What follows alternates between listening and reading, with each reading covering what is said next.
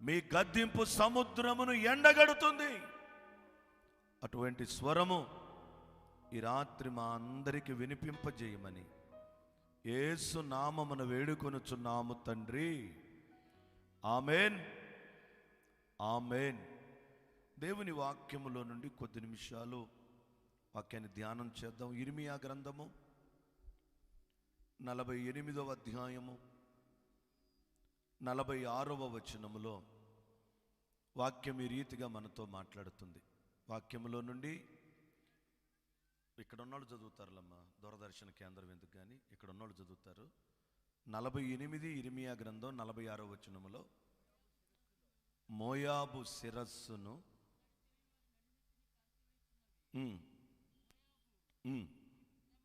మోయాబు, నువ్వు కూడా అక్కడ కూర్చో. ఇక్కడ వ్రాయబడిన మాట, మోయాబు నీకు శ్రమ. ఈ రాత్రి మనము ధ్యానం చేయబోతున్న అంశము పేరు ఎందుకని మోయాబు పాడైనది అనే అంశాన్ని ధ్యానం చేయబోతున్నాం. ఏది అనండి ఒకసారి అందరూ. ఎందుకని మోయాబు పాడైనది అనే అంశాన్ని ధ్యానం చేయబోతున్నాం. మోయాబు నీకు శ్రమ అని అంటాడు. ఎవరు ఈ మోయాబు అంటే బైబిల్ గ్రంథములో లోతు తన పెద్ద కుమార్తెకు కలిగిన సంతానం, మోయాబు సంతానం. మీరు ఇంటికి వెళ్ళిన చదువుకోవచ్చు. ఆదికాండం 19:37లో వారి వివరణ ఉంటుంది. ఈ మోయాబు నీకు శ్రమ అని ప్రభు స్పష్టంగా మాట్లాడతాడు. ఒకప్పుడు మోయాబు పట్టణం ఎత్తైన కోటగా ఉండేది. నేను రెఫరెన్స్లు ఇస్తాను, ఇంటికి వెళ్ళిన చదువుకోవచ్చు. 48 ఇర్మియా గ్రంథం ప్రారంభ వచనములో ఒకప్పుడు మోయాబు ఎత్తైన కోటగా ఉండేది. బాల్యము నుండి నెమ్మదిగా ఉండేదంట. ఆ 48వ అధ్యాయంలో అంటాడు, బలాఢ్యులు కలిగిన పట్టణం అంట, ఆనందము సంతోషము రాజదండము కలిగిన పట్టణం ఒకప్పుడు అది. కానీ ఇప్పుడు ఈ పట్టణాన్ని గురించి వ్రాయబడిన మాట ఏమిటంటే మోయాబు నీకు శ్రమ అని ప్రభు అంటాడు. ఈ మాట చదువుతున్నప్పుడు నాకు చాలా ఆశ్చర్యం అనిపించింది.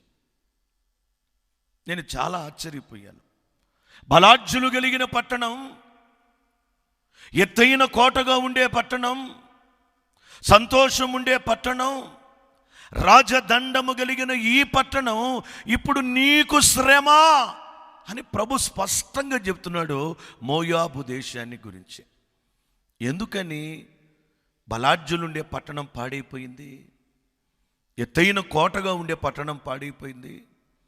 ఎందుకు ఆ పట్టణానికి అంతలా శ్రమ కలిగింది అని నేను దేవుని వాక్యములో కాస్త ధ్యానం చేయటం మొదలుపెట్టాను. ఒక 4-5 విషయాలు ఈ రాత్రి నేను మీతో ప్రస్తావిస్తాను, జాగ్రత్తగా మీరు ఆలకించండి. ఎందుకు మోయాబు పట్టణం పాడైపోయింది? పాడైపోయేంతగా మోయాబు చేసింది ఏమిటి? ఏముంది మోయాబులో? నాకు తెలిసిన ఒక అతను బాగా తాగుతున్నాడు, తిరుగుతున్నాడు. ఒకప్పుడు బాగుండేవాడు. 40-50 జతల బట్టలు ఉండే. ఒక జత ఒంటికి వేస్తే 2 నెలల దాకా కూడా మరల దాని సమయం వచ్చేది కాదు. అన్ని జతల బట్టలు ఉండే. కాలికి తొడిగే బూట్లు 10 జతలు ఉండే. కాలికి తొడిగే చెప్పులు 10 జతలు ఉండే. 100 రూపాయల కట్ట ఎప్పుడు జేబులో ఉండేది. కానీ ఇప్పుడు భ్రష్టుడైపోయాడు. వేసిన చొక్కా వారం రోజులు, 12 రోజులు, 14 రోజులు వేస్తున్నాడు. గాడిద దగ్గర వచ్చే కంపు వస్తుంది వాడి దగ్గర. ఇప్పుడు రూపాయి కూడా ఉండదు. ఎవరు కనపడితే వాళ్ళని ఒక 10 రూపాయలు ఏమని అప్పడుకుంటున్నాడు. ఏమిట్రా ఒకప్పుడు బాగున్నావు ఇప్పుడు ఇట్లా ఉన్నావు అంటే నాతో ఏమన్నాడు తెలుసా? పెళ్లి చేసుకుని ఎవడు బతికేని ఇట్టగా ఇద్ది అన్నాడు నాతో. నేను అంటూ ఉంటా వివాహం ఇంత నాశనం, సంసారం సర్వనాశనం అని. ఇప్పుడు అతను చెప్తున్నాడు నాతో, పెళ్లి చేసుకున్నాడు ఎవడి బతుకని ఇట్టగా ఇద్ది అంటే వాడి జీవితంలో ఏమైందంటే పెళ్లి చేసుకున్న తర్వాత ఓ పెను మార్పు కలిగింది. 2 నెలలైనా కూడా ఇంకా బట్టలు సూట్ కేసులో ఉండే ఎన్ని జతల బట్టలు వాడేవాడు. ఇప్పుడు వేసిన చొక్కా వారం 10 రోజులు వెప్పడు. గాడిద దగ్గర వచ్చే వాసన వస్తుంది. డబ్బులు లేవు, కాళ్లకు చెప్పులు లేవు, తుడుచుకోవడానికి తువాలు కూడా లేదు. ఏమైపోయిందంటే పెళ్ళైన తర్వాత ఆ భార్యాభర్తల మధ్యలో వచ్చిన గొడవలు, భార్యకి పిల్లలకు దూరమై మనసు పాడయ్యి కుటుంబం చెడిపోయి బ్రతుకులో నెమ్మది లేకుండా పోయింది. అందుకని అంత భ్రష్టుడైపోయాడు. అతని జీవితం ఒక దృష్టాంతంగా కనబడుతుంది. ఇది జరిగింది, అలా జరిగింది, కారణం అదేని. మరి మోయాబు పట్టణం పాడైపోవటానికి ఏం జరిగిందా అని దేవుని వాక్యములో గమనిస్తే మొదటి కారణము సంఖ్యాకాండము 22వ అధ్యాయము 11వ వచనములో వాక్యం ఈ రీతిగా మాట్లాడుతుంది. సంఖ్యాకాండము 22వ అధ్యాయము 11వ వచనములో, చిత్తగించుము, ఒక జనము నైనా ఐగుప్తు నుండి బయలుదేరి వచ్చెను, వారు భూతలమును కప్పుచున్నారు, నీవు ఇప్పుడే వచ్చి నా నిమిత్తము వారిని శపించుము. నైనా మోయాబు పట్టణం పాడైపోవటానికి మొదటి కారణం ఏంటంటే మోయాబీయులు ఇతరుల నాశనమును కోరుకొనువారు. ఏదనండి, నోరు తెరిచానండి అందరూ.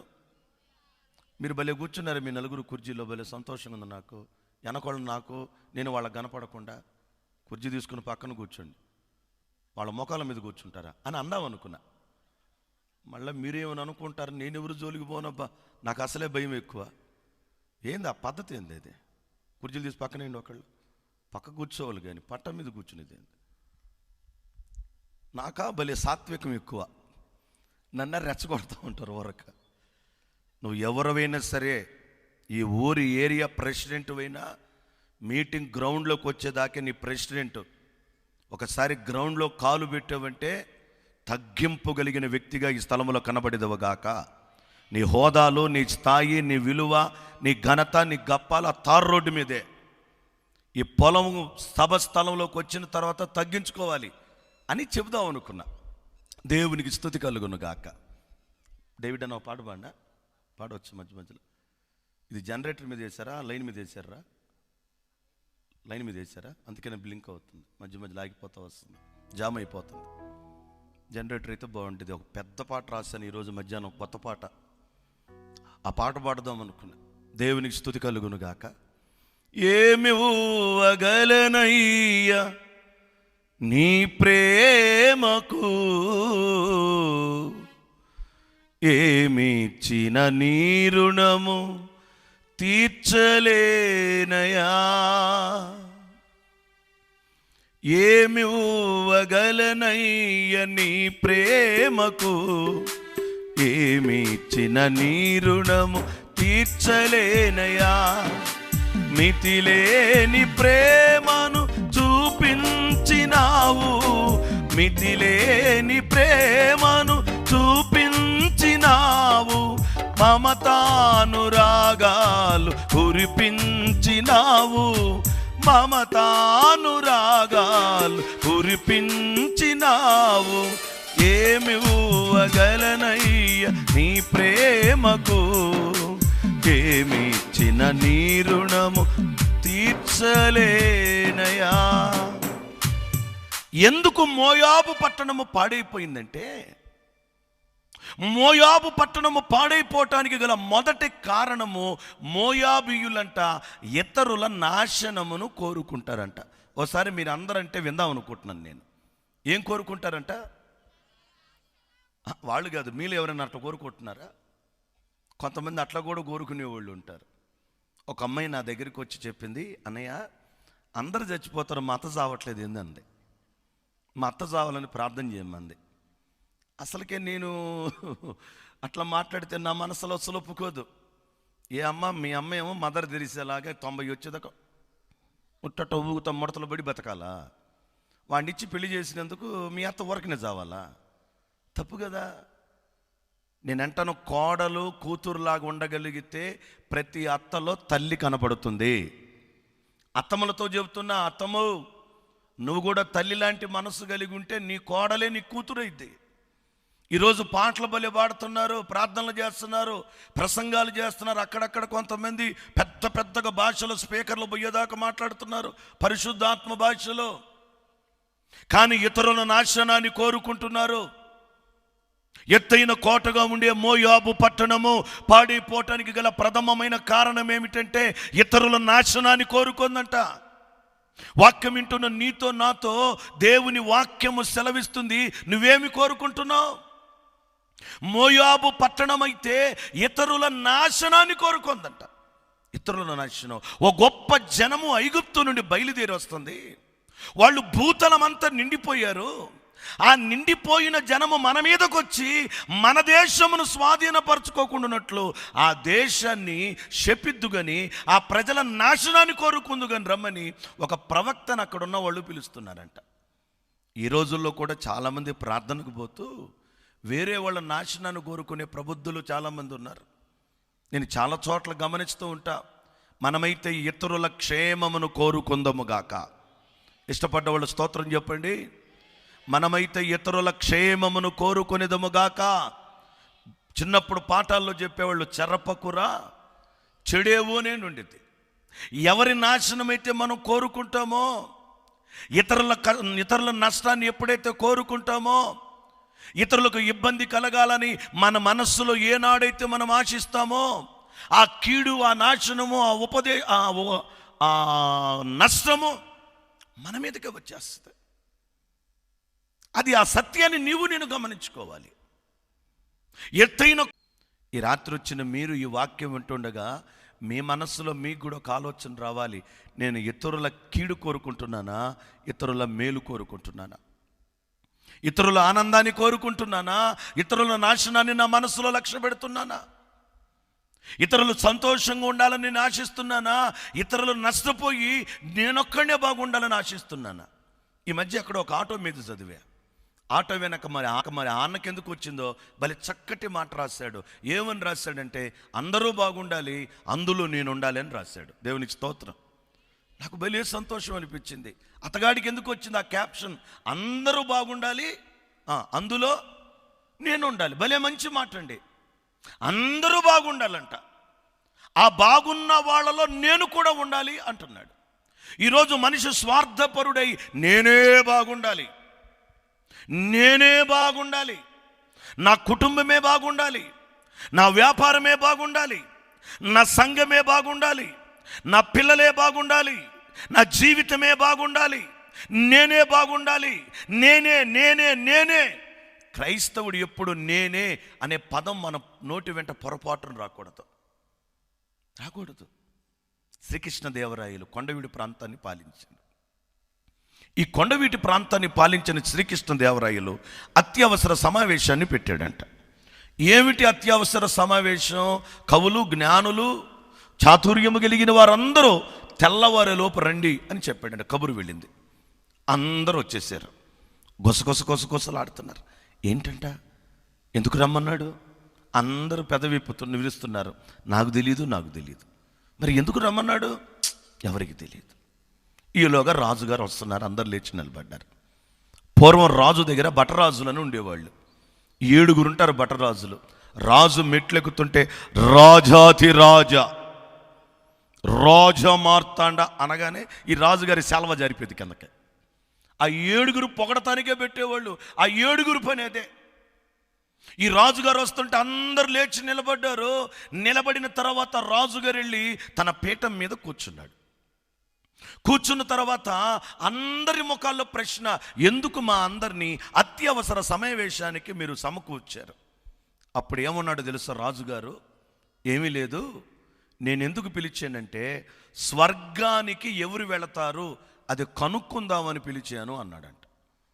అందరూ ఒకళ్ళ ముఖాలు ఒకళ్ళు చూసుకుంటున్నారు. స్వర్గానికి ఎవరు వెళతారు అది కనుక్కుందామని పిలిచాను అన్నాడంట. అందరూ ఒకరి ముఖాలు ఒకరు చూసుకుంటున్నారు. వాళ్ళలో అలసాని పెద్దన లేచి, రాజుగారు తమకిష్టమైతే నేను చెప్తాను అన్నాడంట. పర్వాలేదు చెప్పమన్నాడు. అతగాడు లేచి ఏమన్నాడంటే, నేను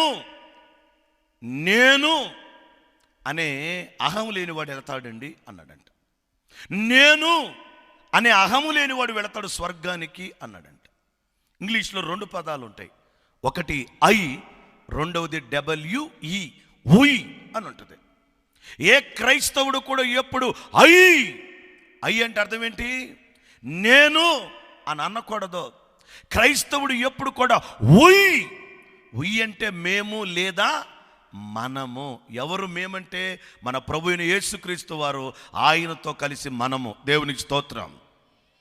ఎవరు మనమంటే మనకు ముందు యేసయ్య, ఆయనతో మనం కలుపుకోవాలి.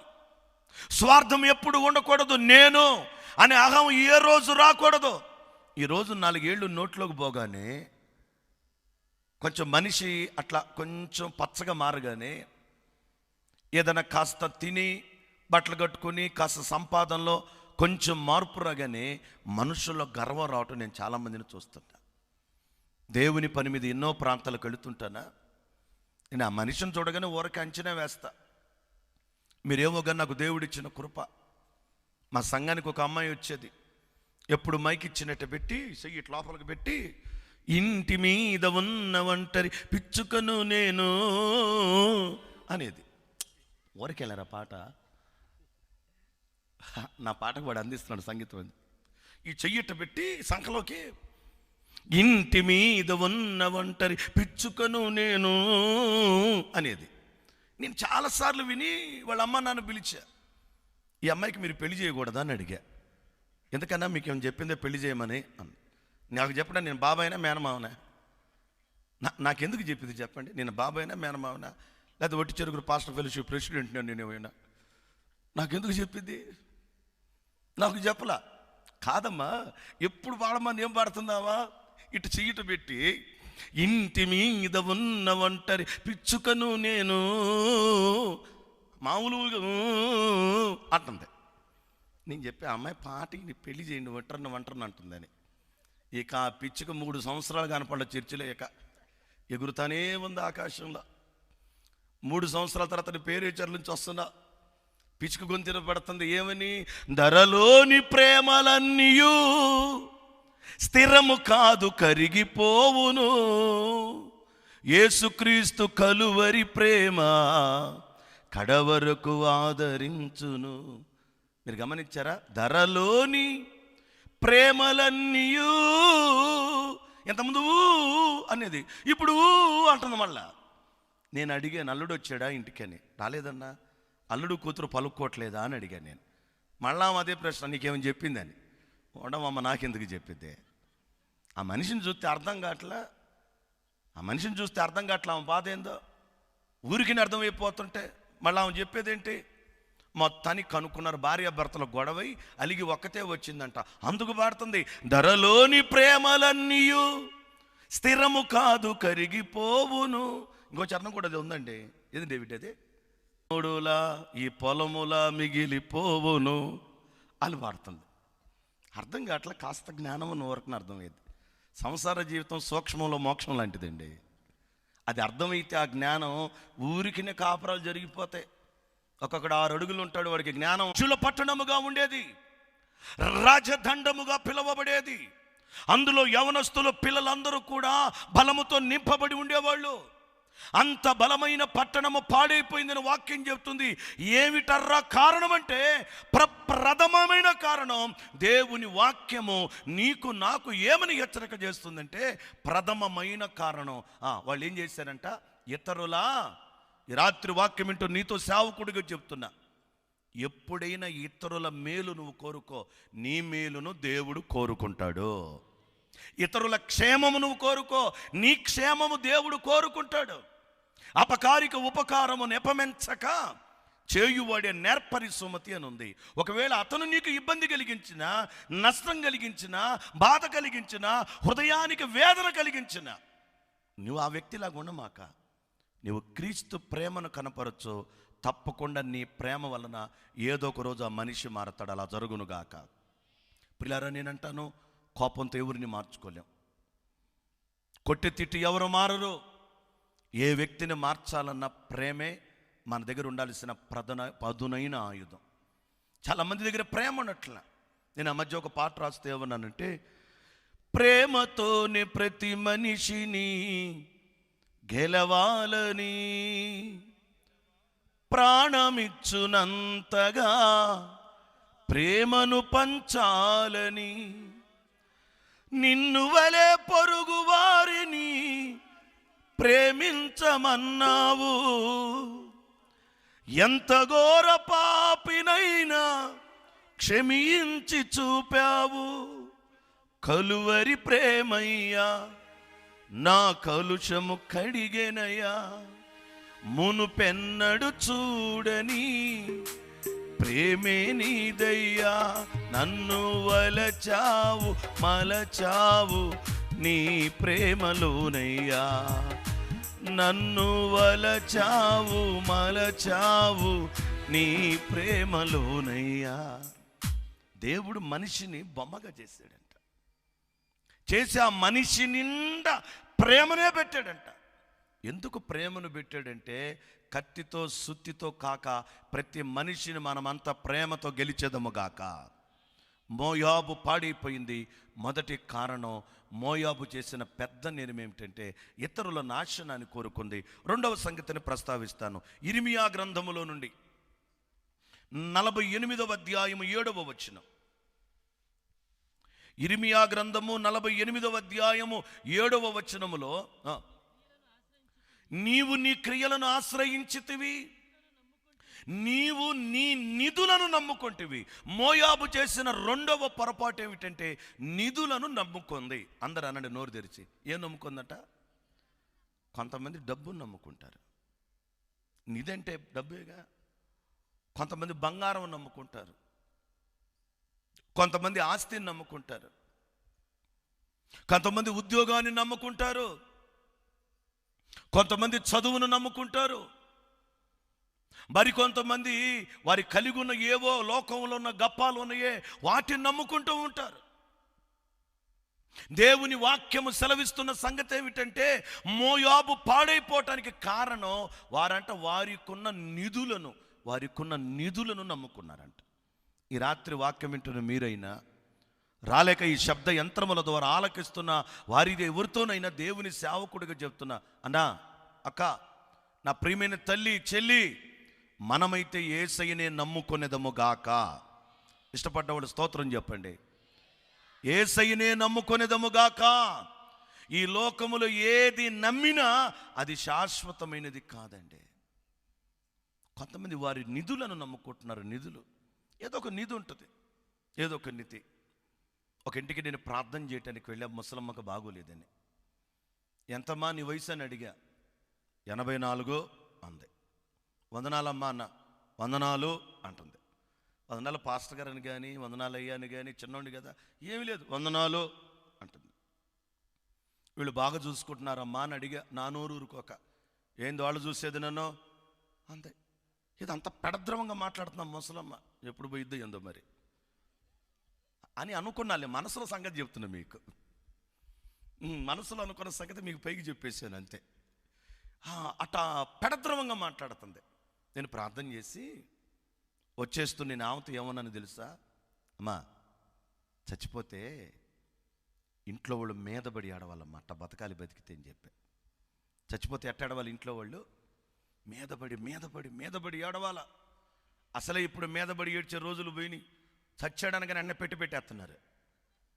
ఆ పెట్టిలో పెడుతున్నారు, కరెంటు పెడుతున్నారు, అంటున్నారు. ఎవరన్నా రాగానే అయిపోయింది. ఒక్క నిమిషం, మళ్ళీ ఎవరో కూడా వస్తారు ఆటోలో నుంచి అంటున్నారు.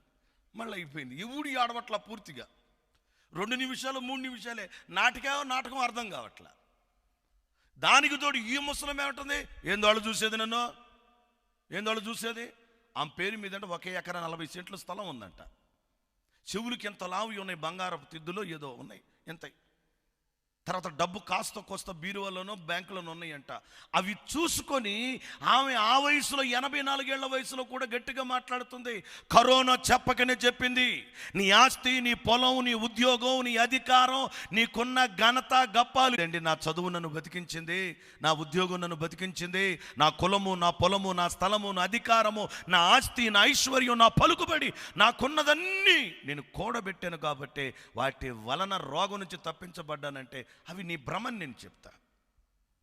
మోయాబు పట్టణము పాడైపోవటానికి గల రెండవ కారణం ఏమిటంటే వాళ్ళు తమ నిధులను నమ్ముకున్నారంట. సామెతల గ్రంథములో నుండి 11వ అధ్యాయం 28వ వచనములో వాక్యం ఈ రీతిగా మాట్లాడుతుంది. సామెతల గ్రంథము 11వ అధ్యాయం 28వ వచనములో, ధనమును నమ్ముకొని వాడు పాడైపోతాడు. ఏమి నమ్ముకుంటేనంట? చాలామంది ధనాన్ని నమ్ముకుంటూ ఉంటారు, కానీ బైబిల్ అంటుంది ధనాన్ని నమ్ముకుంటే పాడైపోతావు. తిమోతికి రాసిన మొదటి పత్రిక 6వ అధ్యాయం 9, 10వ వచనములో బైబిల్ మాట్లాడుతుంది. తిమోతికి రాసిన మొదటి పత్రిక 6వ అధ్యాయం 9, 10 వచనాలలో, మనం ఈ లోకములోనికి ఏమీ తేలేదు, దీనిలో నుండి ఏమీ తీసుకొని పోలేము, కాగా అన్న వస్త్రములు గలవారమయ్యుండి ఉన్న వాటితో తృప్తి పడేదముగాక. నన్ను ఎవరైనా మీలో అడిగితే, అన్నా ఈ లోకంలో అన్నిటికంటే గొప్ప ఏంటి అని నన్ను గనక మీరు అడిగితే, అమ్మా అయ్యా నా నోటి నుంచి వచ్చే మొదటి సమాధానం తృప్తి అన్నిటికంటే గొప్పది. ఇది అనండి మీరంతా. ఈ లోకంలో గొప్పదేంటి? నువ్వు ఉన్న దాంట్లో నువ్వు తృప్తి పడాలి. మా అంకుల్ చెప్పేవాడు నాకు ఎప్పుడు, బైక్ మీద వెళ్ళేవాడంట, సైకిల్ మీద వెళ్ళేవాడిని చూసి తృప్తి పడాలంట. వాడు సైకిల్ తొక్కుకుంటూ వెళ్తున్నాడు, నేను తొక్కకుండానే వెళ్ళిపోతున్నానని. సైకిల్ మీద వెళ్ళేవాడు నడుచుకుంటూ వెళ్ళేవాడిని చూసి తృప్తి పడాలంట. అతను నడుస్తుంటే నేను నడవకుండానే సైకిల్ మీద వెళ్ళిపోతున్నానని. అంతేగాని బైక్ మీద వెళుతూ, స్కూటీ మీద వెళుతూ నాకు కారు లేదని బాధపడకూడదంట. భయంకరమైన వర్షం వచ్చి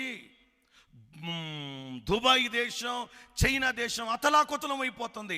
కోట్ల ధనం ఉండి కూటికి లేక ఇబ్బంది పడుతున్నారంట వాళ్ళలో ధనవంతులు. కానీ ఈ పూట వరకు దేవుడు మనల్ని పోషించినందుకు దేవునికి స్తుతి కలుగును గాక. ఉన్న వాటితో తృప్తి పడాలి. నీకు 20 మంది విశ్వాసులు ఇచ్చాడా, తృప్తిపడు. ఒక్కొక్కరు పిల్లలు లేక బాధపడుతున్నారు, కొంతమంది నాకు 2 ఆడపిల్లలేని బాధపడుతున్నారు, కొంతమంది నాకు ఆరోగ్యం లేదని బాధపడుతుంటే, కొంతమంది తింటే అరగట్లేదని బాధపడుతాం. అంత ఎందుకు తింటాం? 50 రూపాయలు చదివింపు పెట్టి ఒక్కొక్క 150 రూపాయలు అన్నం తింటాడు పెళ్ళిలో. 50 రూపాయలు చదివింపు, 150 రూపాయలు అన్నం, ఒకటే శబ్దాలు అని. ఈయన ఎవరు చెబుతున్నాడు, కుటుంబం తింటారంట. నేను కాదండి, ఆయన ఎవరు వెనక గుర్తుపెట్టుకున్న తర్వాత చూడండి ఆయన సంగతి. దేవునికి స్తోత్రం. దేవుని బిడ్డవు కదా, ఉన్నదానితో తృప్తి పడేదవుగాక. ఒక క్రైస్తవుని ఎట్లా గుర్తుపెడతామంటే, తెల్ల చొక్కా, తెల్ల ప్యాంటు, తెల్ల చీర, బైబిల్, ఇవి కాదు క్రైస్తవుడి గుర్తింపు. ఉన్నదానిలో తృప్తి పడేవాడే నిజమైన క్రైస్తవుడు. మీలో నిజ క్రైస్తవులను దేవుడు ఆశీర్వదించునుగాక. లేని దానికోసం బాధపడమాక, ఉన్నదానితో తృప్తి పడతాం నేర్చుకో. నేను సేవకు వచ్చిన ప్రారంభ దినాల్లో నా దగ్గర ఏముండే కాదు. ఎవరో ఒక ఆయన డ్రమ్ ఇచ్చాడు నాకు, డ్రమ్ తీసుకున్నా. ఇంకొక పెట్రమాస్ లైట్ ఇచ్చాడు నాకు, మీలో ఎవరికైనా తెలుసో లేదో. ఆ లైట్ తీసుకున్నా. ఎక్కడన్నా కోటం పెడితే ఈ చేతికి బాకా తగిలించుకునేవాడిని, లైట్ తగిలించుకునేవాడిని, పట్టా సంకలో పెట్టుకునేవాడిని, బైబిల్ ఉండేది, వెళ్ళిపోయేవాడు, ప్రార్థన పెట్టేవాడిని. అక్కడ ఎవరు ఉండరో కానీ 1000 మంది ఉన్నట్టు ప్రసంగం చేసేవాడిని. అక్కడ నిలబడి 1000 మంది ఉన్నట్టుగానే గొంతు చిచ్చి గంటన్నర 2 గంటలు కూడా చెప్పేవాడిని. మా పేరుచర్లో నేను పరిచర్య ప్రారంభించినప్పుడు ఒక్క ఆమె నాకు విశ్వాసి, ఒక్క విశ్వాసి. ఆ విశ్వాసికి బుధవారం బైబిల్ స్టడీ పెట్టేవాడిని, శనివారం పరిశుద్ధాత్మ కూటం పెట్టేవాడిని, ఆదివారం ఆరాధన పెట్టేవాడిని, నెలకోసారి ఆన్లైట్ పెట్టేవాడిని, డిసెంబర్ 31 నైట్ ప్రార్థన పెట్టేవాడిని, జాగారం. ఒక్క ఆమె. ఒక్కోసారి ఆమె రాకపోయినా ఒక్కడిని చెప్పుకుంటూ ఉండేవాడిని. ఈరోజు ఆ ప్రాంతంలో ఆ సంఘాన్ని దేవుడు ఆశీర్వదించాడు. నేను ఎందుకు చెప్తున్నాను, విత్తనమే అనుకోమాక. ఈ విత్తనములో దేవుడు నీ కొరకు మహావృక్షమును దాచి ఉంచాడు. దేవుని బిడ్డలు ఎప్పుడైనా ఎలా ఉండాలంటే ఉన్న వాటితో తృప్తి పడాలి. మోయాబు పట్టణం పాడైపోవటానికి కారణం ఏమిటంటే, మోయాబీయులంట తమ నిధులను వారికున్న వాటిని నమ్ముకోవటం మొదలుపెట్టారంట. తమ్ముడా, చెల్లి, నా ప్రేమైన అన్న, అక్క, నీ నిధులను నీవు నమ్ముకోక నిజరక్షకుడైన యేసయ్యను నమ్ముకొనిదముగాక. నీతిమంతుడు యేసయ్యను నమ్ముకొనిదముగాక. నీ కొరకు నా కొరకు కలువరి సిలువలో బలి అయిపోయిన యేసయ్యను నమ్ముకొనిదముగాక. ఈ లోకంలో ఎవరిని నమ్మిన వ్యర్థమేనండి. పాట పాడుతుంటారు కదా, సాయం వ్యర్థమురా, రాజుల నమ్మిన వ్యర్థమురా, యెహోవాను ఆశ్రయించుట ఎంత మేలు, ఎంతో మేలు, ఎంత మేలు, ఎంతో మేలు. ఎవరికి ఎవరు ఈ లోకములో, చివరికి యేసే పరలోకములో. ఎవరికి ఎవరు ఈ లోకములో.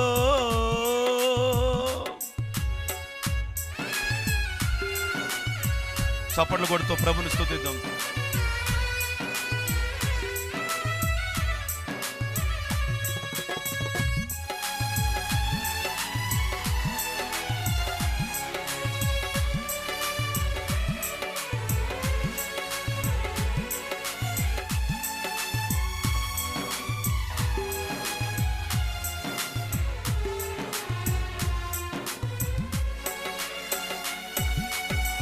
ధనము ఉంటే అందరూ వస్తారు, దరిద్రుడవైతే దరికెవ్వరు రారు.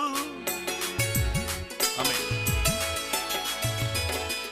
బైబిల్ అంటుంది వారు చేసిన పెద్ద పొరపాటంట. ఒకటి, దేవుని సన్నిధిలో ఇతరుల నాశనం కోరుకున్నారంట మోయాబీయులు. అందుకని మోయాబు పట్టణం పాడైపోయింది. మోయాబు పట్టణం పాడైపోవటానికి రెండవ కారణం ఏమిటంటే వారికి ఉన్న నిధులు. అది బంగారం, ఆస్తి, పొలం, స్థలం, లేకపోతే కారు, బంగళా, ఏదైనా కానీ. నేనంటాను నా ప్రియమైన సహోదరి సహోదరులారా, ఒకనాటికి ఇవన్నీ మనం వదిలిపెట్టి వెళ్ళిపోతాం. కాబట్టి మన నమ్మకం వాటి మీద కాక యేసయ్య మీద మన నమ్మకం ఉంచుదము గాక. మూడవ సంగతిని మీతో చెప్తాను.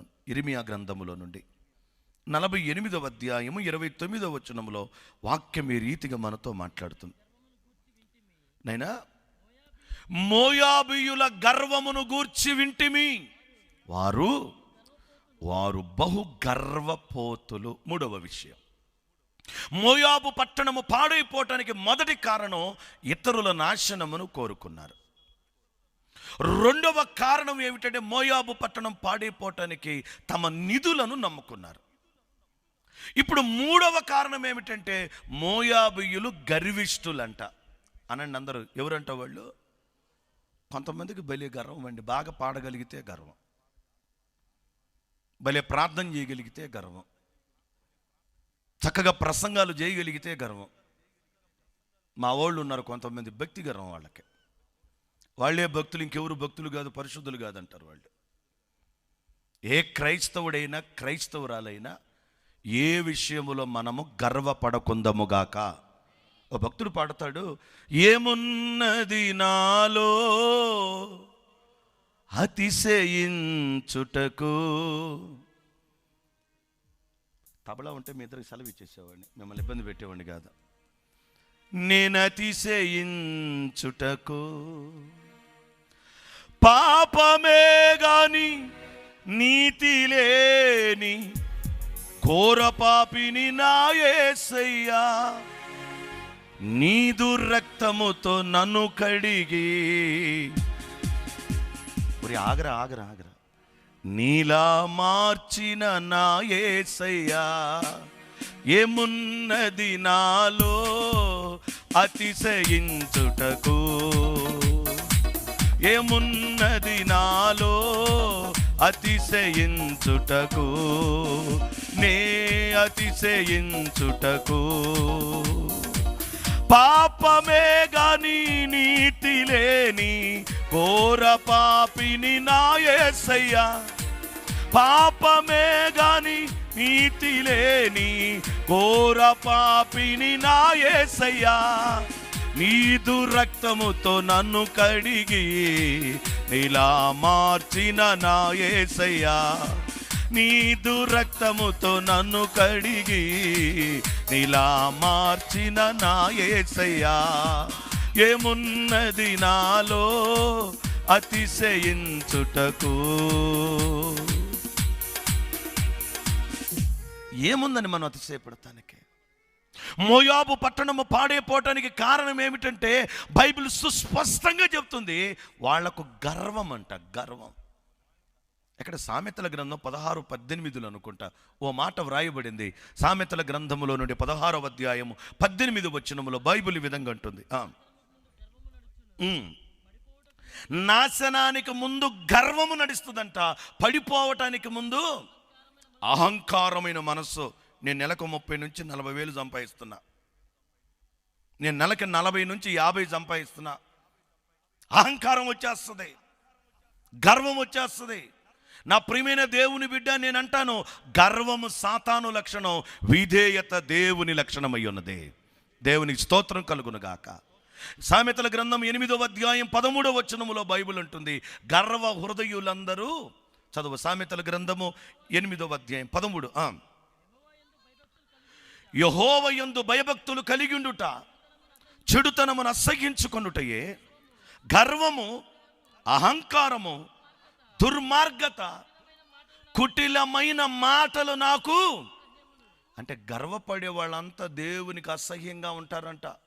అమ్మా యా, మీరు ఏ విషయంలో గర్వపడుతున్నారో నాకైతే తెలియదు, కానీ పౌలు అంటాడు, నేను గర్వపడను. ఒకవేళ నేను గర్వపడవలసి వస్తే నా గర్వం, నా అతిశయం నా ప్రభువైన యేసయ్యా. దేవునికి స్తోత్రం కలుగును గాక. ఇంకేముందని గర్వపడదాం? 10,000 రూపాయల చొక్కా ప్యాంటు చీర ఉందని గర్వపడదామా? ఈ రోజంతా స్నానం చేపితే రేపు పొద్దున్న ఎవడు మన పక్కన నిలబడ్డా, ఎవడు నిలబడ్డా? లేదా అందంగా ఉందాం అనుకున్నావా, ఎండలోకి వెళ్ళామంటే గంటకే మొత్తం కరిగిపోయింది. ఆ ఊర్లో డ్రామా జరుగుతుందంట, ఆ అబ్బాయి వెళ్ళాడు డ్రామా చూడటానికి. డ్రామా చూసొచ్చి నిద్రపోతున్న వాళ్ళ నాయన్ని లేపాడంట, నానా లేమని. ఏరా అన్నాడంట. 2 నెలల నుంచి పెళ్లి చేసుకో అంటున్నావు కదా, ఇప్పుడు పెళ్లి చేసుకుంటాను అన్నాడంట. అర్ధరాత్రి పెళ్ళి ఎందురా అంటే, ఆ డ్రామాలో ఒక అమ్మాయి వచ్చింది హీరోయిన్గా, అమ్మాయి నచ్చింది, ఆ అమ్మాయి నాకు పెళ్లి చేయమన్నాడంట. మరి ఇప్పుడిప్పుడే ఆ అమ్మాయి పెళ్ళయిందో లేదో, ఎంత వయస్సో, మరి ఆ అమ్మాయితో ఏం మాట్లాడాలి, ఎలా అంటే, ఎన్ని కుదరదు నాకు ఆ అమ్మాయి నుంచి పెళ్లి చేస్తే అది చేసుకుని అంటున్నాడంట. సరే డ్రామా దాకా ఆగమన్నాడు. 5:15కి డ్రామా అయిపోయింది. ఈలోగా తండ్రి కొడుకులు నిద్రపోయారు. కొడుకు నిద్రపట్టట్లా, అట్ట నిద్రపోతున్నాడు. మళ్ళీ మీటింగ్ అయితే ఎక్కువసేపు నిద్రపోతారు. ఒక ఆమె నాతో మా చర్చికి వచ్చి పొద్దాకలా ఫోన్ చేసేది, అన్నయ్య నిద్ర పట్టట్లేదు అన్నయ్య, ప్రార్థన చేయమంది. సరే నేనేదో ప్రార్థన చేసే, ప్రభువా సుఖమైన నిద్ర ఇవ్వు, చురుకైన మెలుకివ్వు, ఏసునాలు ప్రార్థిస్తున్నాను. మళ్ళీ చేసింది 1 గంటకి. అన్న 1/2 గంట కంటే ఎక్కువసేపు నిద్రపోవట్లేకపోతున్నాను ఉంది. మళ్ళా అదే ప్రార్థన చేశాను, మళ్ళా చేసింది. నాకు కోపం వచ్చి ఇంకా మెలుకురా నిద్ర ఈ ప్రభు అని ప్రార్థన చేశాను.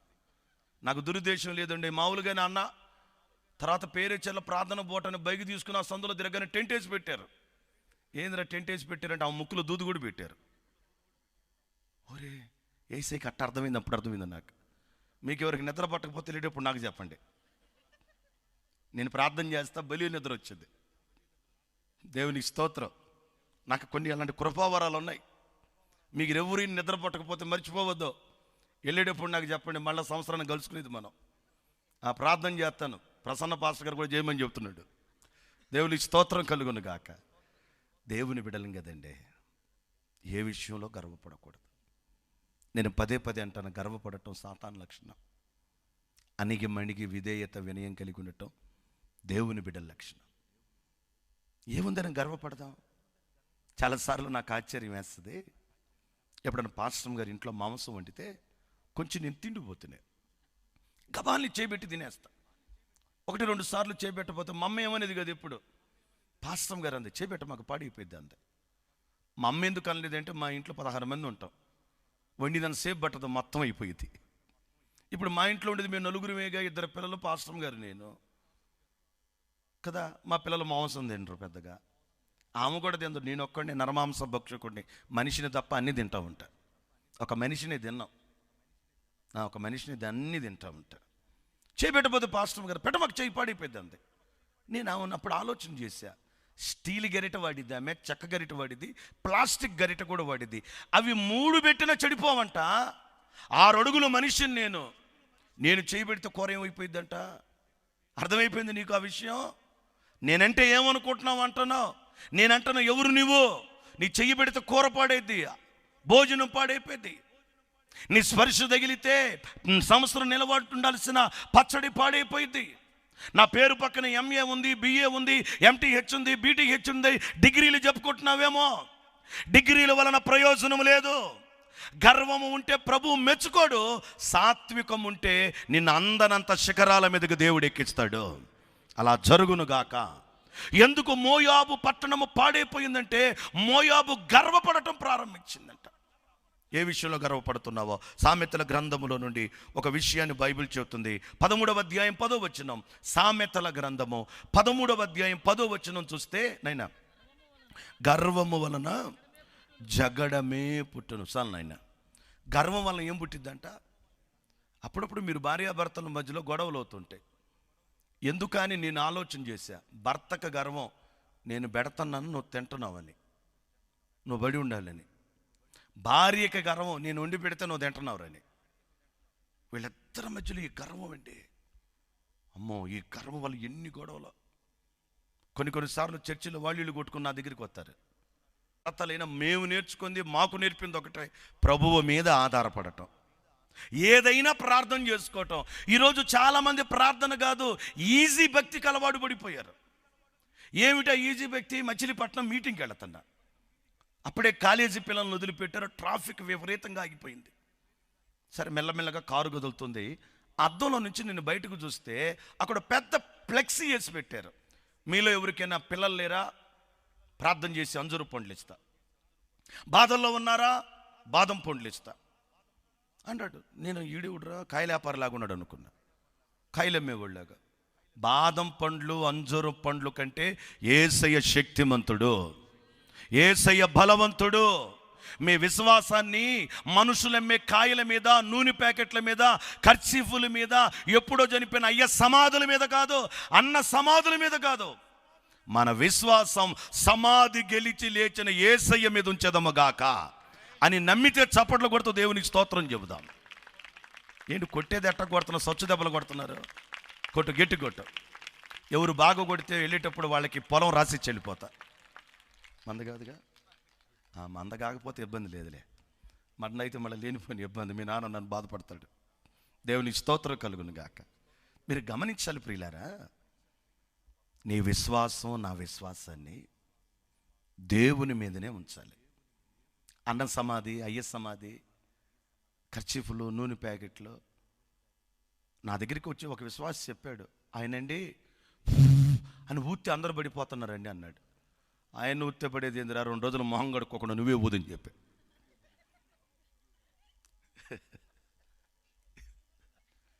ఎవడన్నా నిలబడతాడు నీ ముందు? ట్రై చేయండి రేపటి నుంచి.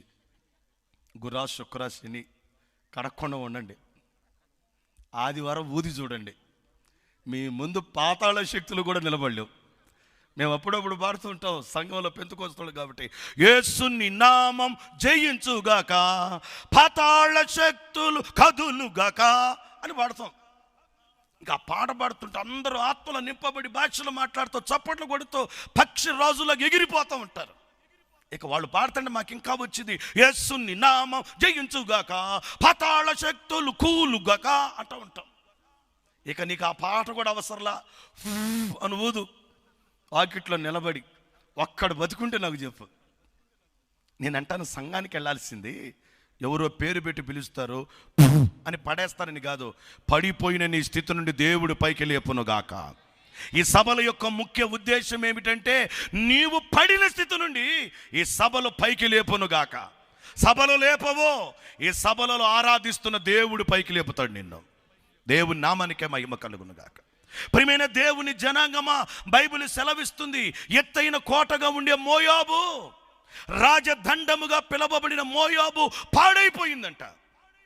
ఎందుకని పాడైందంటే బైబిల్ స్పష్టంగా చెప్తుంది, మోయాబీయులు ఇతరుల నాశనాన్ని కోరుకున్నారు. మోయాబీయులు తమ నిధులను నమ్ముకున్నారు, వాళ్ళ దగ్గరున్న సొత్తుని, సంపద మీద విశ్వాసం ఉంచుకున్నారు. ఇకపోతే మోయాబీలు చేసిన పని ఏమిటంటే గర్వపడ్డారంట, ఉన్నదాన్ని చూసి గర్వపడ్డారంట. నేను అంటాను, ఉన్నదాన్ని చూసి గర్వపడి అతిశయించే కంటే ఇవన్నీ కలుగు చేసిన దేవునికి నమ్మకముగా ఉండేదముగాక. 4వ సంగతిని చెప్తాను, ఎందుకు మోయాబు పట్టణము పాడైపోయింది. ఇర్మియా గ్రంథములో నుండి 48వ అధ్యాయము 35వ వచనం. 48వ అధ్యాయం ఇర్మియా గ్రంథము 35వ వచనం. ఉన్నత స్థలమున నైనా బలులర్పించు వారిని, దేవతలకు ధూపము వేయు వారిని అంటాడు. చాలు చాలు చాలు. ఈ మోయాబు పట్టణము పాడైపోవటానికి 4వ కారణం విగ్రహారాధన. ఒకసారి అందరూ అనండి, నోరు తెరిచి. అందరూ అనలా, అందరు కలిపానండి ఒకసారి. ఇంకోసారి అనండి. ఎందాక అననోళ్ళు అనండి ఇప్పుడు. అందరు అన్నట్టేనా? మంచిది, very good, god bless you. Moab పట్టణము పాడైపోవటానికి 4వ కారణం విగ్రహారాధన. నేను అన్యుల గురించి ఎప్పుడు మాట్లాడినండి. అసలు నాకు ఇష్టం కూడా ఉండదు వేరే వాళ్ళ గురించి మాట్లాడుతూ. ఇష్టం అనేది చొక్కా లాంటిది. ఎవరికి ఇష్టమైన చొక్కా వాళ్ళు వేసుకుంటారు. వాళ్ళకి ఇష్టమైన దేవుణ్ణి వాళ్ళు ఆరాధించుకుంటున్నారు. మనకిష్టమైన దేవుణ్ణి మనం ఆరాధించేదముగాక. అయితే నేనేమంటానంటే, క్రైస్తవులను ఉద్దేశించి బైబిల్ చెప్తుంది, మోయాబు పట్టణం పాడైందంటే పాస్టర్ గారు మోయాబు దేశం గురించి చెప్తున్నాడు అనుకుంటున్నావేమో. నేను ఈ రాత్రి చెప్పేది పాడైపోయిన నీ ఆత్మీయ స్థితిని గురించి నేను మాట్లాడుతున్నా. ఒకప్పుడు పాడావు, ఇప్పుడు ఏమైనా నీ పాటలో. ఒకప్పుడు ప్రార్థన చేసావు, ఆనాటి ప్రార్థన ఏది? అప్పటి పరిచర్య ఏది? అప్పటి ప్రేమేది? అప్పుడు సభలు జరుగుతున్నాయి అంటే 2 రోజుల ముందు నుంచే గ్రౌండ్లో తిరిగి ఏ పని చెప్తారని సంతోషంగా చేసేదానివి. ఇప్పుడు ప్రారంభ ప్రార్థన అయినాకు వచ్చావు, ముగింపు ప్రార్థనకే మధ్యలో వెళ్ళిపోతావు. పట్టాలు మడతాయమంటారేమో, మీటింగ్లు అయిపోయిన జెండాలు మొత్తం మడతాయమంటారేమో, స్టేజీ చెక్కలు ఓడబేకమంటారేమో. ప్రియరా, నేనంటాను, చెబితే చేసేది పనోడు, చెప్పకుండా చేసేది యేసయ్య రక్తంతో కడగబడినోడు. దేవునికి స్తోత్రం చెప్పండి. ఈ రాత్రి గ్రౌండ్లో ఉన్న వాళ్ళందరూ యేసయ్య రక్తంతో కడగబడినోళ్ళు అనుకుంటున్నాను నేను. అవునంటే స్తోత్రం చెబుదాం. చెబితే చేసేది పనోడు, చెప్పకుండా చేసేది యేసయ్య రక్తంతో కడగబడినోడు. ఒకప్పుడు ప్రార్థన చేసావు, ఇప్పుడు ప్రార్థన లేదు. ఒకప్పుడు పరిశుద్ధుడుగా పరిశుద్ధురాలిగా బ్రతికావు, ఇప్పుడు పరిశుద్ధతను గాలికి వదిలేసావు. ఒకప్పుడు పరిచర్య బాగా చేసావు, ఇప్పుడు పరిచర్య చేయట్లా, మాటలు చెప్తున్నావు, దొంగ భక్తి చేస్తున్నావు. ఒకప్పుడు సభలు జరిగితే సంఘ క్రమాల్లో పాల్గొంటూ నీ వంతు ధారాళంగా గుప్పిలి విప్పించావు. ఇప్పుడు నువ్వు గుప్పిలి విప్పకపోగా సంఘానికి సేవకుడికి విరోధంగా మాట్లాడటం మొదలుపెట్టావు. నీ నాశనానికి కారణం అదే, నీ కన్నీళ్లకు కారణం అదే, నీ ఇబ్బందికి కారణం అదే, నీ శ్రమకు కారణం అదే, నీ బ్రతుకులో ఏర్పడే ప్రతి అవంతరానికి కారణం ఒకప్పటి ఆత్మీయతను నేడు నువ్వు విడిచిపెట్టడమే కారణం. అందుకే అంటాడు కదా ప్రకటనలో యోహోను, నీ మీద నేను ఒక నేరము మోపవలసి ఉన్నది, అది ఏమనగా నీకుండినా మొదటి ప్రేమ వదిలిపెట్టేసావు. అప్పట్లో పాస్టర్ గారికి దగ్గరగా ఉన్నావు. ఇప్పుడు ఎవరిని వచ్చి ఆడకోసారి వెళ్దాందా, ఆటో పెట్టారు ఉచితంగా అంటే వాడెవడు ఆటో పెట్టి మనల్ని పిలిచేదేంది? మన సంఘానికి మనం నమ్మకంగా ఉండేదమ్మ కాక. మా గుంటూరు చర్చిలో ఒక అమ్మాయి గవర్నమెంట్ స్కూల్లో 10th చదివింది. గవర్నమెంట్ స్కూల్లో 584 మార్కులు వచ్చినాయి. గవర్నమెంట్ స్కూల్లో చదివిన అమ్మాయికి. మన వాళ్ళ అక్క ఇంటర్ రాసింది. ఫస్ట్ ఇంటర్, సెకండ్ ఇంటర్ అయిపోయింది. సెకండ్ ఇంటర్లో ఆ పాపకి ఒక 12 మార్కులు 13 మార్కులు తక్కువ, అన్ని మార్కులు వచ్చేసినాయి అంట. ఎన్ని మార్కులు ఇంటర్లో ఉండేది? 600. సెకండ్ ఇంటర్ 1000 మార్కులకి 13, 14 మార్కులు తక్కువతో అన్ని మార్కులు వచ్చేసినాయి అంట. నాకేమర్థమైంది తెలుసా? చదివేవాళ్ళు గవర్నమెంట్ స్కూల్లో ఉన్నా చదువుతారు, పాస్ అవుతారు. చదవనోళ్ళు ప్రైవేట్ స్కూల్లో ₹1,00,000 కట్టినా ఫెయిల్ అయిపోతారు. భక్తి జీవితంలో బాగున్న వాళ్ళు, వాక్యానుసారంగా నడిచేవాళ్ళు, మొదటి ప్రేమ, ప్రార్థన, పరిశుద్ధత, పరిచర్య, ఆ మొదటి ఆత్మీయతలో ఉన్న వ్యక్తులు స్థానిక సంఘములోని దేవుని చేత వర్ధిల్లిదరుగాక. అల్లులు పిలుస్తారు, ఆటోలు పెట్టి పిలుస్తారు. ఒక వారం ఆడికి వెళ్దాందా, ఆ అన్న దగ్గరికి వెళ్దాం, ఈ అక్క దగ్గరికి వెళ్దాం, అక్కడ జనం భలే వస్తారు. జనంతో నీకేం పని? నీ దృష్టి, నీ గురి, నీ లక్ష్యం నువ్వు వెళుతున్న సంఘము మీద, సేవకుని మీద, దేవుని మీద ఉండునుగాక. సంఘాల చుట్టూ తిరగకూడదు. మనది క్రైస్తవుడికి తగదది. ఒకవేళ మోయాబు దేశాన్ని గురించి పాస్టర్ గారు చెప్తున్నాడంటే ఆ దేశాన్ని గురించే మాట్లాడుతున్నాడు అనుకుంటున్నారేమో. నేను చెప్పేది మోయాబు దేశము కాదు. మోయాబు అంటే నువ్వు నేనే. ఎందుకు మనకు శ్రమ అంటే, మనకు శ్రమ రావడానికి కారణం ఒకప్పుడు ఇతరులను ప్రేమించాం, ఇప్పుడు ఇతరులను నాశనాన్ని కోరుకుంటున్నాం. ఒకప్పుడు దేవుణ్ణే నమ్మాం, ఇప్పుడు మన తెలివి, మన బలము, మన కులము, మన పొలము, మన ఆస్తి, మన అందం, మన చదువుని నమ్ముకున్నాం. ఒకప్పుడు దేవునిని బట్టి గర్వపడ్డాం, ఇప్పుడు దేవుడు కాదు మన గర్వం. మన ఏళ్ళకున్న ఉంగరాలు, మెళ్ళ ఉన్న చైన్లు, కొనుక్కున్న పెద్ద ఫోను, ఖరీదైన ఫోను, తిరుగుతున్న కార్లు, వండుకున్న గారెలు, కట్టుకున్న బంగ్లాలో ఇవన్నీ ఒకరోజు నిన్ను విడిచిపెట్టి వెళ్ళిపోతాయి. కాబట్టి అతిశయించవద్దు. ఒకవేళ గర్వపడాల్సి వస్తే యేసయ్యను బట్టి అతిశయించదముగాక. ఇకపోతే 4వది, మోయాబు పాడైపోయింది. ఏమిటి కారణం అంటే మోయాబు దేశములో విగ్రహారాధన ఎక్కువైపోయిందంట. నిజమే, ఈరోజు సంఘాల విగ్రహారాధన పెరిగిపోయిందండి. ఎంత విగ్రహారాధన! అక్కడెక్కడికో మీటింగ్కి వెళ్ళాను నేను. చాలామంది రోడ్డు మీద నిలబడ్డారు. గౌరవం, మాకు పెంతెకోస్తులు మాకు అదే నేర్పుతారు. వాక్యం చెప్పడానికి వచ్చిన సేవకుడు వాక్యమయ్యున్న దేవుని తెచ్చాడు గనక ఆ పూట ఆయన్ని మనం దేవుళ్ళలాగా చూసుకోవాలని మాకు పెంతెకోస్తులో చెప్పేవాళ్ళు. అందుకని మేము ఆ పాస్టర్ గారిని ఎవరిని ఆహ్వానించుకుంటామో వచ్చేదాకా రోడ్డు మీద నిలబడి ఉండేవాళ్ళం. ఆయన రాగానే తగిన గౌరవాన్ని, మర్యాదను తెలియజేసేవాళ్ళం. మాకేమి నేర్పేవాళ్ళంటే మనిషి వచ్చినాక చేసేది నటన, రాకముందు చేసేది పరిచర్య. అది ఏదైనా కానీ మనిషి రాకముందే ఆ మనిషికి పెట్టాలనుకునే చేయాలి, అది పరిచర్య. మనిషి వచ్చినాక చేసేది నటన మాకు నేర్పేవాళ్ళు. నేను అవన్నీ నా మనసులో ఉన్నాయి, నేను వాటిని భలే ఫాలో అవుతుంటా. చిన్నోడైనా నాకంటే పెద్దోడైనా ఏ విషయంలోనైనా పేరు పెట్టి పిలవను. మీరు అన్న మాటే తప్ప నువ్వు అన్న మాట నా నోటి వెంట పొరపాటును మాట్లాడను. అంత గౌరవిస్తాను ప్రతి మనిషిని. అవన్నీ నాకు జ్ఞాపకం వచ్చినాయి. ఆ మీటింగ్కి వెళితే ఎవరో ఒక ఆయన వచ్చాడు. ఆయన కాళ్ళ మీద పూలు వేసుకుంటూ తీసుకొస్తున్నారు స్టేజ్ మీదకే. మనస్సులో బాధపడ్డాను నేను. ఇది విగ్రహారాధన కదా. దేవుని కంటే మనం ఎక్కువ ఎవరిని ప్రేమించకూడదు. దేవునికి ఆపాదించాల్సిన గౌరవము మనుష్యులకు తెలియజేయకుందముగాక. ఇష్టపడ్డ వాళ్ళే చేతులు ఎత్తి స్తోత్రం చెప్పండి. ఎవరు ఎక్కువ అంటారు? ఇంతకెవరు ఎక్కువ? దేవుడు ఎక్కువ. మనుషులు ఎట్లా ఎక్కువ అవుతారు? దేవునిని గణపరచాలి, దేవునిని మహిమపరచాలి. ఒక పాట రాస్తూ నేను అన్నాను, నా ఆరాధన నీవే యేసయ్యా, నా స్తోత్ర గీతము నీకే యేసయ్యా. ఎందుకని మీరు అంటారేమో, సమీపించరాని తేజస్సు కలిగి కోట్లాది దూతలచే కొనియాడబడుచున్నాం. సమీపించరాని తేజస్సు కలిగి. ఎందుకు నేను దేవుని అంతగా ఆరాధిస్తున్నానంటే, నేను నా మనసులో సమీపించరాని తేజస్సు కలిగి కోట్లాది దూతలచే కొనియాడబడుచున్నా. నా మనస్సులో నా దేవునితో నేను చెప్తున్నా, నేను ఎందుకు నిన్నే ఆరాధిస్తాను, నిన్నే గణపరుస్తానంటే, వర్ణన కందని మహనీయుడవు, నా స్తుతుల పైన ఆసీనుడవు. ఆగన్నా నా బాధ చెప్పుకునే వాళ్ళకే. వర్ణన కందని మహనీయుడవు, నా స్తుతుల పైన ఆసీనుడవు, నా హృదయమును కోరుకున్నావు, నీ ఉద్దేశమును నెరవేర్చినావు.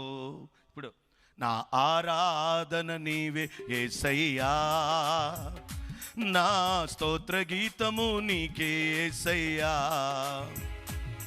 నా ఆరాధన నీవే యేసయ్యా, నా స్తోత్ర గీతము నీకే యేసయ్యా. ఆరాధింతు నిన్నే నా యేసయ్యా, ఆత్మతో సత్యముతో ఆత్మాభిషేకముతో. సమీపించరాని తేజస్సులో ఉండే దేవుడు ఆయన. ఆయననే స్తుతించాలి, మహిమపరచాలి, ఘనపరచాలి. ఆయనను తప్ప వేరే విగ్రహారాధన చేయకూడదు. ఈరోజు క్రైస్తవులు చేస్తున్న విగ్రహారాధన 2-3 మీతో చెప్తాను, మీకు తెలిసిందే. ఒకటి, పెళ్లికి నలుగేస్తున్నారు. బైబిల్లో ఎక్కడ నలుగు లేదు. మీరు ఎప్పుడైనా మీరు కూడా చూస్తుంటారు కదా, బైబిల్లో ఎక్కడ నలుగనే మాట కనపడదు. అబ్రహాము తన కుమారుడికి పెళ్లి చేశాడు. ఇస్సాకుకు పసుపు కొట్టి ఊళ్ళంట పరిగెత్తిచ్చి పసుపు నీళ్లు పోసారని ఎక్కడైనా ఉందా? బైబిల్లో లేనిందుకు నువ్వు ఎందుకు చేస్తున్నావు? తప్పు కదా. నీకు శ్రమ కలగటానికి కారణం ఏమిటంటే, నీకు శ్రమ కలగటానికి కేవలం కారణం, శ్రమ కలగటానికి విగ్రహారాధన. పెళ్ళంటేనేమో నలుగేస్తావు, గర్భం వస్తే శ్రీమంతం చేస్తావు, ఇల్లు కట్టాలంటే నవధాన్యాలు పోస్తావు, ఇల్లు కట్టినాకేమో పాలు పొంగిస్తావు, ప్రార్థనకి వెళ్తావు, లోకమంతా పాటిస్తావు. కొంతమంది డబ్బు పెరిగి కట్నం ఎక్కువ వచ్చి ఆ మున్సిపాలిటీలో ఉద్యోగం చేస్తా, ఈ నాతో పాటు వచ్చిన ఈ అబ్బాయి గోపి ఉన్నాడు, ఈ గోపి ఫ్రెండ్ ఒక అబ్బాయి ఉన్నాడు పేరు ఇచ్చారులా. ఆయన పెళ్ళికి నేను వెళ్ళి కూర్చున్నా. పాస్టర్ గారు భోజనం చేసి వెళ్తారా చేయకుండా వెళ్తారా అన్నాడు నాతో. ఎవరైనా పాస్టర్ని భోజనం చేసి వెళ్ళమంటారు, నువ్వేందిరా చేయకుండా వెళ్తావా చేసి వెళ్తావా అంటావు.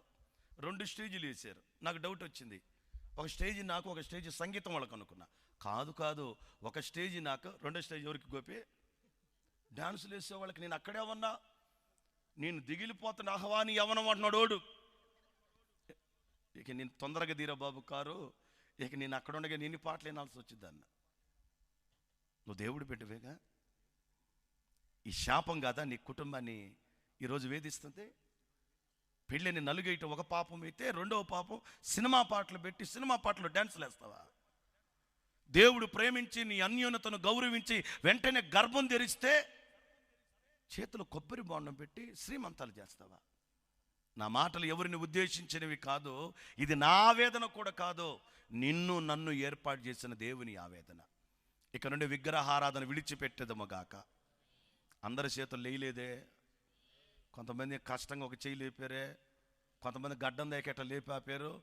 ఇష్టపడితే చేతులు పైకెత్తదు. అమ్మా, ఈ సభలు ఎందుకు పెట్టారండి ఇంత ఖర్చు పెట్టి? నీకున్న శ్రమ అంతా ఈ సభల ద్వారా తొలగిపోవాలని, నువ్వు చేసిన తప్పేమిటో నీకు తెలియాలని, ఈ సభల ద్వారా నువ్వు సరి చేసుకొని దేవునికి దగ్గరగా రావాలని. వాస్తవంగా నేను యెరూషలేమును ఎందుకు దేవుడు ప్రేమించాడు అనే అంశం చెబుదామని వచ్చా. ఎందుకు ఇక్కడికి వచ్చినాక పరిశుద్ధాత్ముడు నన్ను ప్రేరేపిస్తే మోయాబు పట్టణాన్ని గురించి మీతో మాట్లాడతాను. మోయాబు పాడైపోవటానికి కారణం విగ్రహారాధన. ఈరోజు క్రైస్తవుడు విగ్రహారాధన చేస్తున్నాడు. ఎవరెవరో బొమ్మలు పెట్టడం, ఆ బొమ్మలకి క్రైస్తవుడు రకరకాలుగా భక్తి చేయటం. మనమైతే అలా ఉండొద్దు. మనకు విగ్రహం లేదండి క్రైస్తవ్యంలో, విగ్రహం లేదు, మనకున్నదల్లా నిగ్రహము మాత్రమే. దేవునికి స్తోత్రం. ఏమిటి నిగ్రహం అంటే, లోకస్తుల్లా నామకార్థ క్రైస్తవులాగా ఆ 40 రోజులు తెల్ల చొక్కా, తెల్ల ప్యాంటు, మెళ్ళో నీలిబొబ్బు రంగు టవలేసి, కాళ్లకు చెప్పులు లేకుండా, గడ్డం పెంచి, మాంసం తినకుండా నేల మీద పండుకోవటం భక్తి వాళ్ళు నేర్చుకున్నారు. పొరపాటు అది. ఎక్కడ లేదు బైబిల్లో యేసు ప్రభు మాల వేయమని. అసలు నేను అంటాను, భక్తి 30 రోజులు 40 రోజులు కాదండి. యేసయ్యను తెలుసుకున్న నాటి నుండి యేసయ్యతో కలుసుకునేదాకా చేసేదము గాక. ఎప్పుడు దాకా చేద్దాం? తెలుసుకున్న నాటి నుండి మహిమలో కలుసుకునేంత వరకు చేద్దాం. ఇంకొక మాట చెప్పి నేను ముగిచేస్తాను. ఎందుకు మోయాబు పట్టణం పాడైపోయింది? విగ్రహారాధన కూడా చేసింది. ఇంకా ఏం చేశారు చదవండి. సంఖ్యాకాండములో నుండి 25వ అధ్యాయం ప్రారంభ వచనములో వాక్యం ఈ రీతిగా మాట్లాడుచుండే మనతో. 25 ప్రారంభం. ఇశ్రాయేలీయులు నైనా షిత్తీములో దిగియుండగా ప్రజలు మోయాబు రాండ్రతో వ్యభిచారము. మోయాబు పాడైపోవటానికి మరో కారణం ఏంటంటే పాపము అనండి అందరూ. ఏంటి కారణం ఏంటి? ఈరోజు పాపం ప్యాషన్ అయిపోయిందేమో అనిపిస్తుంది నాకు. ముగింపులు ఈ మాటలు వినండి. ఈరోజు నేను చాలా ప్రాంతాలు వెళుతుంటాను దేవుని పని మీద. కొన్నిసార్లు రాష్ట్రాలు, దేశాలు కూడా దాటి వెళ్తున్నా. ఇన్ని ప్రాంతాలు సందర్శిస్తున్న నాకు తరచుగా ఒక అనుభవాన్ని నేను చూస్తూ ఉంటా. ఏమిటి అనుభవం అంటే, ఇప్పుడు పాపం ప్యాషన్ అయిపోయింది. పాపం ఎలాంటిదో తెలుసా మీ అందరికీ? చేసేదాకా ఆరాటం, చేస్తున్నప్పుడు ఆనందం, చేసిన తర్వాత ఆవేదన. ఏది అనండి, పాపం అంటే ఏంటి?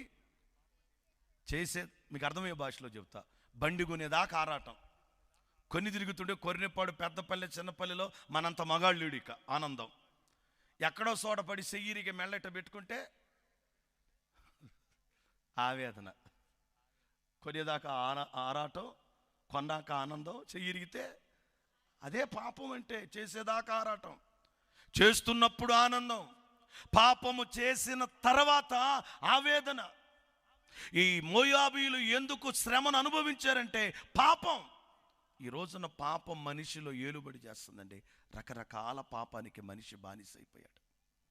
మనకైతే యేసు రక్తము వలన విడుదల కలుగునుగాక, విడుదల కలుగునుగాక, విడుదల కలుగునుగాక. నా ప్రియమైన దేవుని ప్రజలారా, వాక్యం వింటున్న నీతో నాతో ప్రభు అంటాడు, మోయాబు నీకు శ్రమ. ఒకప్పుడు ఎత్తైన కోట, బలాఢ్యులుండే పట్టణం, రాజదండము కలిగిన పట్టణం. కానీ ఇప్పుడు ఈ మోయాబుకు శ్రమ కలిగింది. 5 విషయాలు ప్రభు ప్రస్తావించాడు. ఒకటి, మోయాబీయులు ఇతరుల నాశనము కోరారు. మోయాబీయులు చేసిన రెండవ పొరపాటు ఏంటంట, వాళ్ళు తమ నిధులను నమ్ముకున్నారు. 3వది గర్వపడ్డారు. 4వది విగ్రహారాధన చేశారు. 5వది పాపం అంటే ఏంటో తెలుసా? యేసయ్య కంటే ఎక్కువగా ఏది ప్రేమిస్తే అది పాపం. అనంటే పాపం అంటే ఏంటి? ఒక్కొక్కడు ప్రార్థనలోనే కూర్చుంటాడు, ఫోన్ చూస్తానే ఉంటాడు. వాక్యం కంటే వాట్సాప్ ఎక్కువ వాళ్ళకి. ఇక వాక్యం మీద దృష్టి ఉండట్లా. ఇక ఇదే ఫోను, అదే పిచ్చి, అదే పిచ్చి, అదే పిచ్చి, అదే పిచ్చి. పిల్లరా, నేను అంటాను ఫోన్ వాడొద్దని నేను అన్నగాని, దేవునికి దూరం అయ్యేంతగా ఫోను మనము వాడకుందాముగాక. ఎవరు దూరమైనా మనం బ్రతకొచ్చండి. కాలిరిగినా చెయ్యిరిగినా బ్రతకొచ్చు, కానీ ఊపిరిపోతే బతకలేం, ప్రాణం పోతుంది. శరీరం బ్రతికుండాలంటే ఆ ఊపిరి ఉండాలి. దేవుని కృప ఆత్మీయతలో నువ్వు నేను అనుభవించాలంటే దేవునితో మన ఆత్మ మమేకమై ఉండాలి. ఎప్పుడు ఆయన ఊసు, ఆయన ఆలోచన, ఆయన తలంపు, ఆయన ఉద్దేశాలు, ఎప్పుడు ఆయన గురించే ధ్యానం, ఎప్పుడు ఆయన మీదే మనస్సు ఉండాలి. మోయాబు దేశము శ్రమ అనుభవించడానికి కారణం అదే. షిత్తీములో మోయాబు రాండ్రు పాపం చేయటం ప్రారంభించారట. ఈరోజు కొంతమంది పాపం కళ్ళతో చేస్తున్నారు. కళ్ళతో బాగా గుర్తుపెట్టుకోవాలి ఈ మాట. కొంతమంది నోటితో చేస్తున్నారు పాపం, నోటితో. కొంతమంది ఒంటితో చేస్తున్నారు పాపం. ఇంకొంతమంది ఆలోచనలతో పాపం చేస్తున్నారు, ఆలోచనతో. కొంతమంది చూడండి, ఎవరైనా మనిషి కనపడితే కింద నుంచి పై దాకా స్కానింగ్ తీస్తారు. ఎక్స్రేలకి స్కానింగ్లు కూడా కనపడవు, వాళ్ళకి అన్నీ కనపడుతుంటాయి. గుడ్లుతోటి ఆమ్లెట్ వేయాలి అని అందాం అనిపించింది. కానీ నేను ఎవరి జోలికి వెళ్ళి నాకు భయం ఎక్కువ.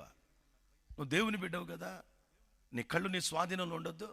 సలోమన్ అంటాడుగా పరమగీతంలో, నీ కన్నులు నీ కళ్ళ ముందు సూటిగా చూడాలని అంటాడు. ఈరోజు చాలామంది కళ్ళతో పాపం చేస్తున్నారు. కొంతమంది నోటితో నోరు పట్టని మాటలండి, నోరు పట్టని మాటలు, డబుల్ మీనింగ్ మాటలు, బూతులు, అబద్ధాలు, సాడీలు, పోకిరి మాటలు, ఉన్నవి లేనట్టు లేనివి ఉన్నట్టు. మరి కొంతమంది తమ శరీరాలను పాపానికి అప్పగించేస్తున్నారు. విగ్రహారాధన చేస్తున్నావేమో, తెలిసి తెలియక కొన్ని విషయాల్లో గర్వపడుతున్నావేమో, కొన్నిసార్లు మన నిధులను నమ్ముకుంటున్నావేమో, మరి కొన్నిసార్లు దేవుని మందిరానికి వెళుతూ దేవుని బిడలుగా పిలువబడుతూనే దేవుని బిడలకు ఉండకూడని లక్షణం వేరే వాళ్ళ కీడు మనం ఏమైనా కోరుకుంటున్నావేమో. రాత్రి దేవుని సన్నిధిలో హృదయ పరిశీలన చేద్దాం. ముగింపులో నేనేమంటానంటే, బైబిల్ చెప్తుంది, ఎంత ఘోర పాపినైనా యేసయ్య ప్రేమిస్తాడు, క్షమిస్తాడు. దేవునికి స్తోత్రం. ఎంత ఘోర పాపినైనా యేసయ్య ప్రేమిస్తాడు, క్షమిస్తాడు. అమ్మా, ఆయన నిన్ను నన్ను ప్రేమించి మన మీదున్న ప్రేమతోనే 2024 సంవత్సరాల కిందట పరలోకం వదిలిపెట్టి భూలోకానికి వచ్చాడు. 1991 సంవత్సరాల కిందట నీ కొరకు నా కొరకు సిలువలో బలి అయిపోయాడు. చేతుల్లో కాళ్ళల్లో మేకులు నాటారు, ప్రక్కలో బల్లెపు పోటు పొడిచారు, తలకు ముళ్ళ కిరీటం గుచ్చారు, కొరడాలతో శరీరం అంతా నలగొట్టారు. ఎన్ని చేసిన యేసయ్య మౌనంగా ఉన్నాడు. ఎందుకో తెలుసిన, నీవు నేను విగ్రహారాధన నుండి, గర్వము నుండి, పాపము నుండి, శత్రు తంత్రాల నుండి, శ్రమ నుండి విడిపించబడాలని యేసయ్య సిలువలో మౌనమైపోయాడు. గడ్రపు వెంట్రుకలు పెరికిన, మోమి మీద ఊచిన, పిడిగుద్దులు వీపి మీద గుద్దినా, ఎన్ని చేసిన యేసయ్య మౌనంగా ఉన్నాడు. ఎందుకో తెలుసా?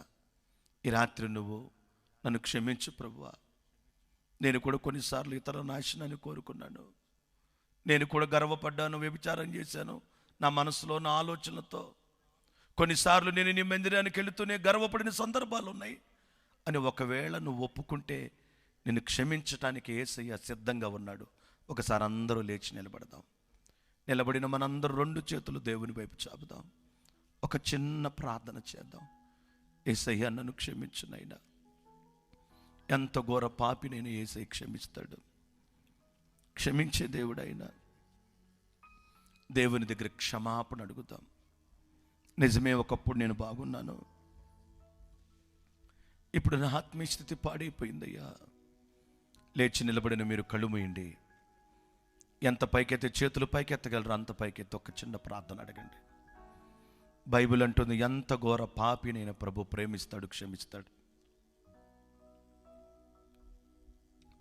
ఎంత ఘోర పాపినైనా ప్రభు క్షమిస్తాడు. కానీ నేను పాపిని దేవుడి దగ్గర ఒప్పుకోవాలి. ఒప్పుకున్న పాపాన్ని ఇక్కడే ప్రభు దగ్గర విడిచిపెట్టాలి. నువ్వు ఆలోచన చేసావా? ఒకప్పుడు నువ్వు ఎంత బాగున్నావు, ఎక్కడికి వెళ్ళిన నెమ్మది ఉంది, సంతోషం ఉంది, నీ కష్టాన్ని నువ్వు అనుభవించావు, కుటుంబంలో క్షేమం ఉంటావు, గమనించావు. ఇప్పుడు ఎందుకని అన్ని నష్టాలు? ఎందుకు ఇప్పుడు అన్ని విషయాల్లో శ్రమ?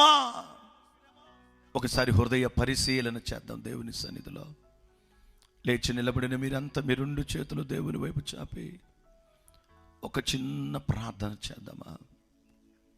ఒక చిన్న ప్రార్థన చేద్దామా? నన్ను క్షమించయ్యా,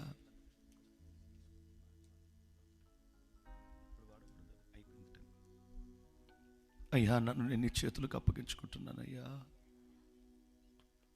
అందరం ప్రార్థన చేద్దాం. ఒక చిన్న ప్రార్థన చేద్దాం. తమ్ముడా, చెల్లి, నా ప్రియమైన తల్లి, ఒకవేళ ఈ స్థలానికి వచ్చినా రాలేకపోయినా నువ్వున్న స్థలంలో ఒక్క మాట అడుగేసయ్యా. కొన్నిసార్లు నేను కూడా తొందరపడి ఇతరుల నాశనం కోరుకున్నా, గర్వపడ్డాను. నాకున్న వాటిని చూసి నేను వాటిని నమ్ముకున్న నిధులని, అవి శాశ్వతం కాదని ఈ రాత్రి నాకు తెలిసింది ప్రభువా. ఈ రాత్రి మీరు మాట్లాడిన ప్రతి మాట కొరకు నాకు నీకే కృతజ్ఞత